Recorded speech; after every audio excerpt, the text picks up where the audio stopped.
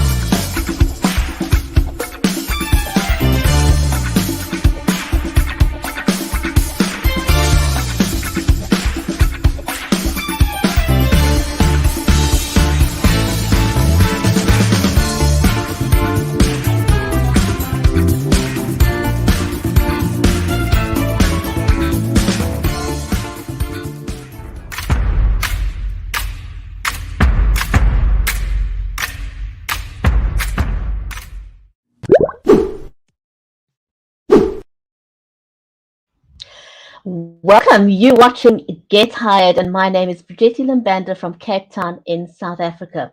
Today we're going to look at the interview question: do you think that you under-delivered in your career? How will you answer if your interview asked you that question? So we're going to dive right into how you can answer that with confidence and in a manner that will get you hired. The stream today is made possible by StreamYard and also Get Hired and Be Live Media. So whether you're watching us over on Facebook, on LinkedIn, on YouTube, over on Twitch or Twitter, doesn't matter. You are most welcome. If you want to say hello, ask us a question or a comment with regards to today's show, that'll be wonderful. Now, one of the things that we've always done on the show in our very first episodes, if you've missed the first episode of Get Hired, we focused a lot on some of the tools that you need if you're doing an interview online. And that's possibly going to be with us moving forward for the foreseeable future, because these days, thanks to COVID mostly, I reckon we could work anywhere in the world where there's internet. People are working remotely around the globe, and that is wonderful. But part of working online means that your interview very likely is also going to be online. And in the very first episode of Get Hired, we focused on the equipment that you need, how you need to be able to present yourself in a manner that's going to warm up your interviewer to you. And that's just apart from your CV. We looked at the mannerisms and all those kinds of things. And so one of the things we recommend, for example, is if you're going to be using your mobile phone for your interview, nothing wrong with that. It's got a great camera. But what you want to do is not hold your phone in portrait mode. You want to turn your phone into landscape mode, because it's going to make the experience so much better for your interviewer, because they can see you clearly, they can see your facial expressions and your gestures, and you want to do everything possible so that you can have a great online relationship with your interviewer. The other thing we recommend is not to try and hold your phone in your hand doing an interview on your phone. Use a tripod, any tripod. There are huge amounts of them on the market, but find a tripod so that your phone is stable if you're doing that. The other thing we covered is if you are using your laptop and it's got a built-in camera, or you've got a separate one, just put it on a box. Put it on anything. Put it on some books. But make sure that your camera is at eye level, because if it's eye level, you're making eye contact with your interviewer. Those are just some of the tips we shared. So please go back and watch that episode. But we want to dive into our topic for today. And I'm going to invite my amazing co host to join me. Teresa is a certified world class speaking coach. She's a best selling author and the co founder of Interview Survival Guide. You want to definitely go and check that out. We've shared so many gems on that ship, so on the shows. So have a look at Interview Survival Guide. Teresa has trained more than 30,000 people around the world in effective communication skills, and she helps you get heard, understood, and remembered. And so, with that, Teresa, welcome to the show. I'm so excited about our topic for today. I'm excited every time we get together because, oh my goodness, the knowledge that you've been able to share and impart with our audience has just been phenomenal. And so today we're diving into the question, do you think you've under-delivered in your career? Goodness me, it's a difficult question, I think, because I think we all have a natural inclination to try and embellish what we've done. we want to we want to hide the things that were not so good, and we could trip ourselves up. So where do we start so we don't trip ourselves up? I think your microphone. Yeah, there we go. There we go. Now I can hear you. Really, really important to unmute yourself, right? No, it is a really difficult question, and one that everybody probably would really like to not ever get. Yeah, because we don't want to share something that was wrong or went wrong or was badly done or we made a mistake, because we think that if we are vulnerable and we show this bit of vulnerability, that employer is going to go, nah, don't want them, not even going to listen to their answer, right? So they don't ask that question without thinking about what they want to get from you. And it's a really important question because it uncovers a lot of things about your personality, about your work ethics, and it helps them understand how you tick, how you actually deal with maybe a conflict or a very difficult work task that you were given to carry out.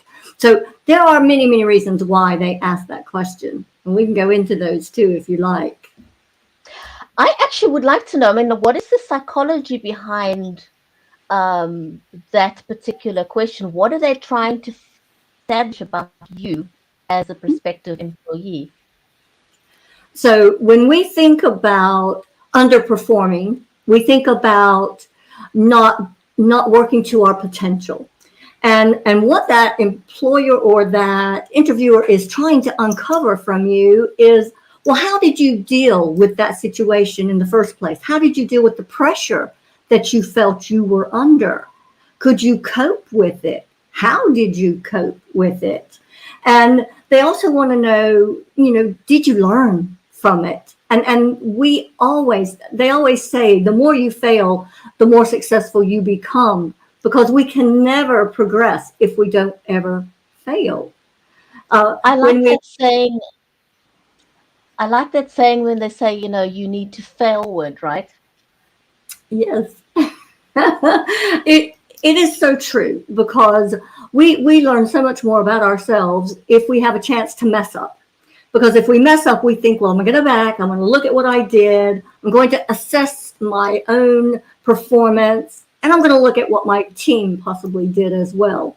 And I'm going to learn from that, and I'm going to find a better way to focus on that type of project in the future. So that's why they're asking this question. They don't want to, they don't want you to throw yourself under the bus. And I think that's probably one of the biggest things that I would get people to think about in the first element of this. I was looking at one of the things that we train people on in our interview mastery, and it's how to deal with your weaknesses. And this is a similar type of question. It's a weakness, but it's also how did I underperform? Well, the one thing that you absolutely want to try and do, and hopefully you've never failed in a really critical part of the job that you were doing, right? Or underperformed. You're hoping to be able to share something that you have done that is relevant to the job you're going for, because that's the whole point of them asking this question. If you're going for a really big, high level leadership position and you underperformed managing a team in the past, you might not want to share that, but it may be there was something that you underperformed on within that team of setting it up to begin with, maybe a smaller, lower level element to the project that doesn't show that it was project critical, that you got everything right. Yeah, we want to know that whatever you share, you are comfortable with it, and that it wasn't really critical to the success of your career, shall we say. So it's getting them to not go for the really biggest, horriblest thing that you've ever done. Because I know I messed up. I don't know about you, Bridgetti, but I've messed up in the past. And I can remember working on a piece of research analysis, and the manager said, I need this work within 3 days. And I'm looking at the amount of work, and I'm looking at the timetable, and I'm looking at how long it's going to take me to actually process everything. And I said, yes, I'll get it to you in 3 days. I didn't get it to him in 3 days because it was an impossible deadline to meet. And it meant that the processing of the analysis was never going to get finished in that amount of time. So in reality, what I should have done is said, hey, John, actually, I need another 2 days in order to give you the information that you need to be able to take this to the senior execs. Yeah. And that was probably one of my worst underperformances, because I didn't complete it when he wanted it done. But I think, a lot of times managers give you a deadline. They put a stake in the ground and they go, give me your information at this point in time, because they need an extra couple of days to formalize their own thinking around it and then present it to their managers. So never be afraid to say, hey, I failed on that type of performance, but I explained and justified why that happened. Yeah. And I think you're spot on. A lot to how you answer that depends on the line of command position that you're going to be in. Because if it's mission critical, where time management is absolutely a huge thing for that company, that's not going to be one of the best things to raise. No. So you've got to be really careful what you decide to share, and just remember that, we've been talking about having your examples really close to hand, have a bank of stories journal, have a list of your accomplishments, of your weaknesses, of your strengths, all of that handy, and have stories associated with it so that you can make a relevant point for the questions you're going to get. And that type of preparation will help you avoid sharing something that you haven't had a chance to unpack yet. Yeah, because that's what we see happen. People will go, oh my God, yeah, I was really bad 3 years ago. I really underperformed and my manager got really angry at me. And they won't have had time to really analyze what happened and what they could do to make it better for the future.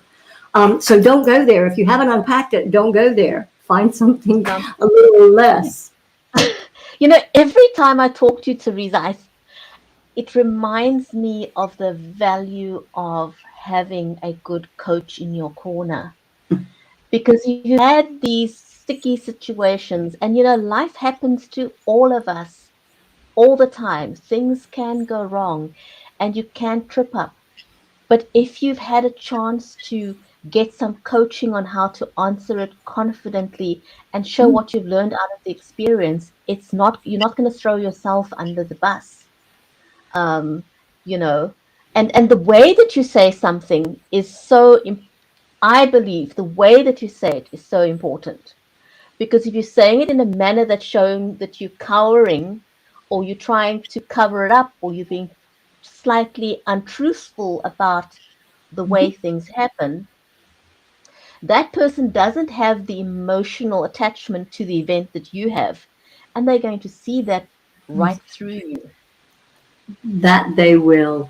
And that's why you're absolutely right. The more that you can actually work through these things with a coach or somebody that you feel really comfortable with, the better it's going to come out when you actually verbalize it for real in that interview. And they want to know, yes, I made a mistake. You've said, yes, I've made a mistake.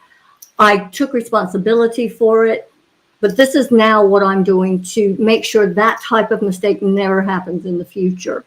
So they want to hear from you exactly what was that lesson learned, and how are you now applying that lesson to everything you do in the future. So I mean, they really are asking the question so that they can get to know what type of worker, what type of leader, what type of manager you can be. Because if you just come with, well, I messed up, I did this, and we weren't successful, that's really going to land you in that, what do they call it, file number 13, which is the trash bin or the bin. File 13. You don't want to end up in file 13. File No. 13, that's it. No, file 13, you do not want to go in file 13. Was it room 101? Yeah. That is a definite file 13 type of answer. So when we work with anybody, we coach them through this, we want to unpack anything that could be emotionally attached. And we can tell within the first time they answer that question to me and my colleague Aletta, we know whether or not they've unpacked it, because it will draw up the raw emotion from them, and you will see the little little wetness to the eyes will happen. You'll see them kind of glaze over a little bit. You'll see them go red. They'll breathe heavily, or they won't be able to get their words out. So what we tend to do is get them practicing on the crucial elements of the story, trying to take away some of the emotion that is there, because we don't want that emotion to draw away from the strength that you're bringing to this new position that you're going for. Typically, for someone to move past that um, point where it triggers a negative emotion, as opposed to showing the learning and how you can actually do so much better and still, be a good prospective employee. How long does it take you to work through that, would you say, realistically? So, whenever I bring in a new client and we're working specifically towards an interview, I usually deal with them on 4 get-togethers, 4 sessions, shall I say. And we go through everything. And it may be that they say, hey, I really just want to work on those difficult questions. And this would fall into one of those difficult questions. And they may bring to me certain stories that they think fit this question. And what we do is on each session, we go through every element of that story and we break it down, and we put it against the STAR Plus technique. That situation, the strategic task or objective that you had to work towards, the action you particularly took specifically to overcome the problem you faced, the results that came out of that and how it impacted the company, but then what you learned from it and how you are now progressing in the future from having gained a better perspective on dealing with the situation that way. So doing that usually takes about 3 to 4 sessions. And that could be, a session could be an hour, it could be an hour and a half. And it just really varies on the individuals. But usually by the time we have done 4 sessions, then they are ready for that interview. It's not just one question we've worked on. We will have worked on quite a few different types of questions. We have a lot of people who have just specific areas they want to focus on. So they don't want to necessarily take a 6 weeks long course. They want to push everything into 4 days. Yeah. And that's, if that is the way that they operate and it works best for them, then, we go for it. We go with their way of working. I've actually worked with somebody for an hour and 15 minutes, and it was on particularly difficult questions. They only had time for 1 session, and when they went for the interview, which was 2 days later, they absolutely wiped the floor with everything that they had from us. And they got the job. And they got the job making what they wanted to make, not what they were trying to offer her. So we're going. That's amazing. We're going to take a really, really, really quick break. And when we come back, if you could just let us know, in your opinion, the interview question: do you think that you've under-delivered in your career? Can you tell us how similar or dissimilar that is from the question, have you ever failed at something? So can we take a quick break and then just come back to that?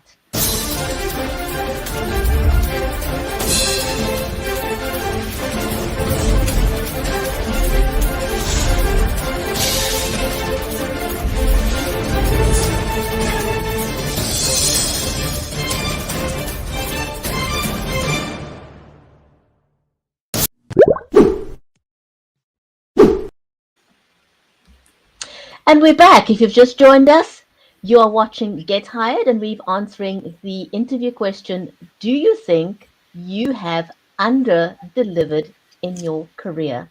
So, Teresa, is that similar or dissimilar to the question, have you ever failed? And do you answer it in a similar manner?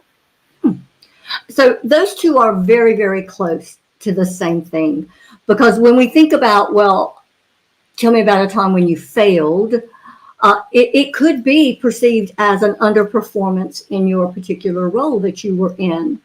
But in reality, it could be that it didn't affect your overall career performance, but it was just a little blip, right? So the failure could have been just a little blip, whereas an underperformance in your career could have had a bigger impact on you and the company. I still believe that you can answer them in a very similar way, and it's highlighting what you're trying to get across to them is what strength are you trying to showcase to them by uncovering this underperformance or this failure. So we want to know that you aren't sitting still and not doing anything about it, because if we've underperformed in our career, we better have been doing some self-development, maybe pulling in some different tools or types of training that we can use to focus on the underperformance issue. And if you haven't been doing that, then it's like, shame on you. Because that's one of the biggest things an employer is looking for, is that you are willing to be a lifelong learner to ensure that you're continuing to develop, not only for yourself, but also for them, for the company, because the better employee you are, then the more productive you will be in the job, and then the more productive the company will be. And it goes in roundabouts, doesn't it? Return on investment. That's what this is all about. So they want to know that you are not only investing in yourself, but by doing that, you're also investing in them, because you're willing to ensure that you are continuously growing and not staying static. So if you failed at something, and you're sharing that, and you now say, but I'm taking coaching and I've done these courses and that's helped me. Do you want to share that kind of information with a prospective employer, or you want to not share it? No, I think you do. One of the things that a lot of senior executives do is they have mentors. They go out and they look specifically for a mentor, whether they're a paid mentor or they're someone within their own company. They're looking for somebody there to help them as they progress through their own career and their own path within the company. And for that employer to know that you are willing to work on yourself that in depth shows that you're not just there to do a job, you're there for a future. And that's what they're looking for. They want somebody who wants to stick around, who wants to progress, who wants promotion, who wants to help the company succeed. And I've always told people, blow your own trumpet, and being coached is a really big trumpet to blow. And do not ever be afraid to say, hey, I am taking this course and I'm taking this coaching and I'm working my master's degree, right? Every single thing that you are doing is going to make you that much better a person as well as an employee, or eventually maybe one day an employer. Yeah. Mm. I was just thinking as well, if you are able to own up to a mistake and how you've dealt with it, would that also not be seen as a positive in the sense that it shows your emotional intelligence in terms of how you deal with failure? Yes. There are so many people that are scared to say I made a mistake. They're scared to put their hand up and say, oh my God, I really messed this up. And the worst thing that you can do is say, wasn't me. Wasn't me. And that's what reminds me of or try and shift the blame onto someone else, and say, well, it was my superior's bad management or whatever. Yeah, they didn't give me or try to find a scapegoat to say my subordinates undermined me or something. Trying to shift the blame away from yourself. That could not go well, right? That will definitely not go well. Because that employer, that interviewer is looking for somebody who is very self-aware of their abilities. They're wanting to know that they have recognized when there was an issue and how they could deal now with that problem and turn it. They want to know, have you been able to flip that negative into a positive? And the way that we can showcase that is by actually stipulating that we are a lifelong learner. We're not just going to sit here and do nothing. We're going to find a way to make sure that if I'm lacking in this particular skill set, then I'm going to do something about that to make sure I never fall into that trap again. And if you aren't that type of person, then it may be that employer is not going to be looking for you to fill that position. So somebody said to me, if you don't read, you are the same as if you can't read, right? So being unable to read is the same thing as if you don't read. So, and I may have my words a little bit wrong, but my point is the more that you read and the more that you continue to improve your knowledge, the better you're going to be at actually being able to focus on problems and to solve them and to work with other people to help them, because your knowledge base is going to be so much wider and your ability to think outside of the box is going to get bigger and greater. So I always tell people, read as much as possible. I think I've got about 4 books. I have about 4 books on the go at the moment. I'm trying to remember. This is one of my favorites at the moment. It's The Science of Influence. Influence, yeah. Yeah. So it's how to get someone to say yes in 8 minutes or less. I was just wondering, while I'm listening to you, is there a chance also that possibly without any coaching, you could try and make it seem if you would move from that failure to promising an unachievable over delivery, or be too grandiose about what you can achieve coming out of a failure. Is there that risk as well? I was just wondering, does that happen? If someone hasn't been coached, if they haven't had that particular question asked of them, and them answering it with somebody who possibly understands interviews, they will fall into that trap, over promising, being inauthentic. Because Hmm. if you overpromise, if you haven't done anything about that, then my question is going to be, why not? Do you really want that to happen again? Because if you aren't finding a way to fix what went wrong, then it's going to happen again. Someone said to me, if we continue to practice what we already know, we will possibly be practicing things that are wrong. So Mm. we wanna have other ears and eyes on our words, on our voice, so that we can go, oh, I messed up there, because I told them I would work on this in the future, but I should have been working on it in the past. Maybe I did work on it in the past. And that's where the coaching comes in, because we get you to start thinking and digging and saying, are you really sure? Are you sure you didn't do something? Are you sure you didn't talk to your manager or a colleague or maybe a mentor? Are you sure? Yeah, because sometimes we forget, and especially if we haven't prepared. And I cannot Mm. stress that hard enough, that preparation has to be up here, not here, and definitely not here.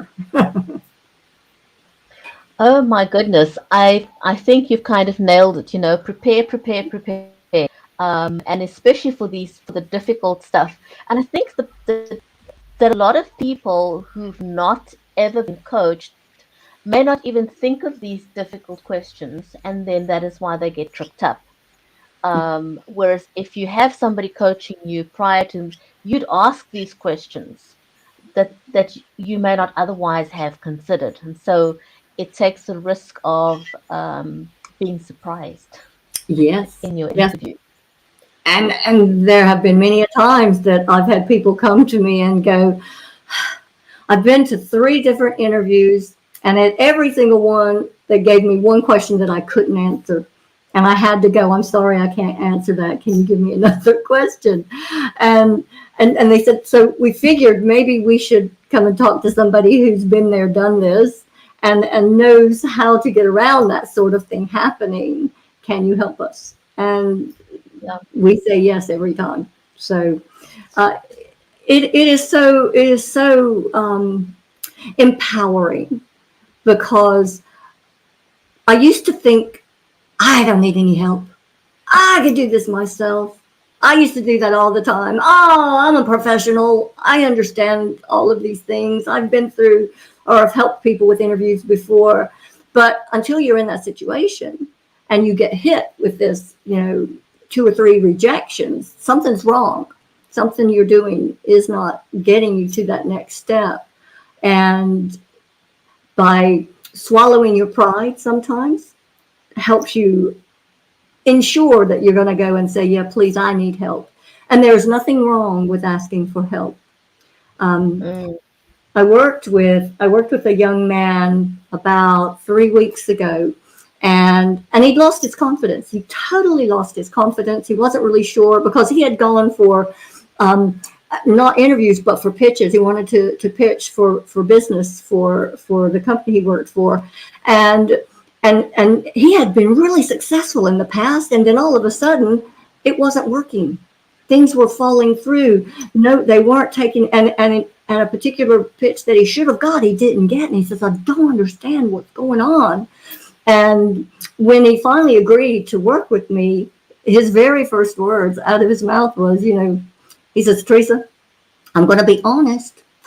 I'm really skeptical about coaching, because I've never really thought I needed it. He says, but I think I do because something's not working. Mm. And, by the end of it, he was shouting to the rooftops about coaching being the best value he'd ever spent his money on. Because he not only landed his next pitch, he's like tripled his turnover. So, whoo, it's really good. Amazing. So I want to ask you, I know that when you're doing an in-person interview, and you get asked a difficult question, you may wiggle your or with your fingers, that sort of thing, just body language is not the best. Um, but people often underestimate the nuances that someone can pick up on a camera, in terms of just your eye movement, for example. Don't Can know. be a huge thing, So is that something that you would recommend people get coaching on as well when it comes to answering difficult questions? Because And if you get asked a difficult question and you at that point, um, you're not making eye contact with the person on the camera, that could trip you up, surely. yes. So, I mean, this is a full package basically. Whenever you're being coached, if they are not working with you on your delivery as well as how to structure your content, then they're not doing the full job. And I think the uniqueness about what Aletta and I do is that we give the individuals that we coach the opportunity to practice in real time. So we will have a particular question we will want to work on whatever session that we're on, and we will give them a chance to think about what they want to say. What is the story that they're going to go for?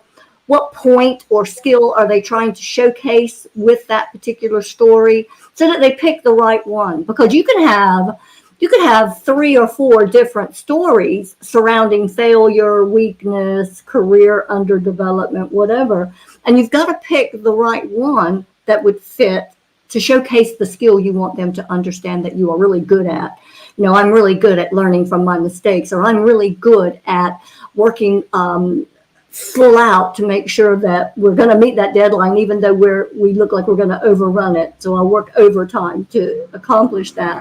So whenever we uncover and unpack that particular answer, we get them to deliver it to us right there in front of everybody. Whoever, if it's a 1-to-1 or 2-to-1, then they're doing it to both me and Aletta, or just one of us, and we can see where they're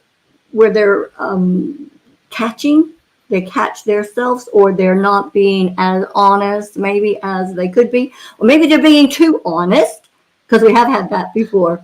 Where it was, I was like, oh my God, Oversharing. oversharing. That is probably one of our biggest issues. Oversharing.